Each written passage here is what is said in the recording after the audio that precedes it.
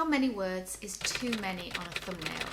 Your video thumbnails are so important when it comes to getting people to click on your video. You have such a tiny space to utilise to grab people's attention that every detail counts.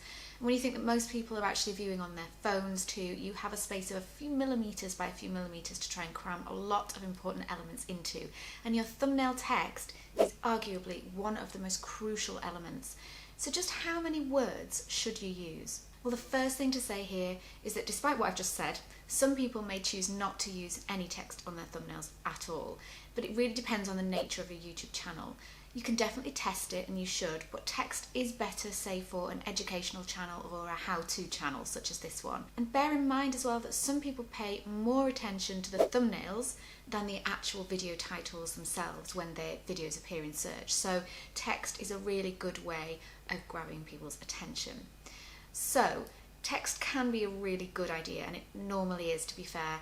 And if you do use text, it's really important to make it bold, easy to read and not too fancy. And the key here is to use as few words as possible. No more than 4 words if you can. It's not always easy to do, but that is the ideal.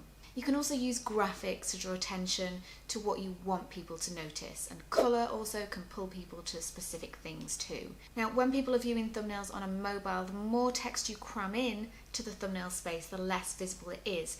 So you need to make your text bigger as well for more impact, make it fill that space of the thumbnail. Now, when it comes to actually what you say in your thumbnail text, there are a few different options. You can either say it like it is, so people know exactly what to expect, what they're going to see in your video, so like this one from Salma Jaffrey. Or you can be a little bit more clickbaity, let's say. You can raise curiosity, so for example this one from Nick Nimmin. But what I really like to do in my thumbnails and in clients' thumbnails is to sell the benefit that people are going to get from watching that video. So take this one from Andrew and Pete.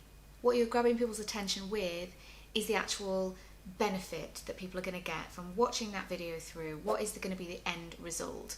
And I find that can be a really effective way to get people drawn to your thumbnails and want to watch the video. So there you have it.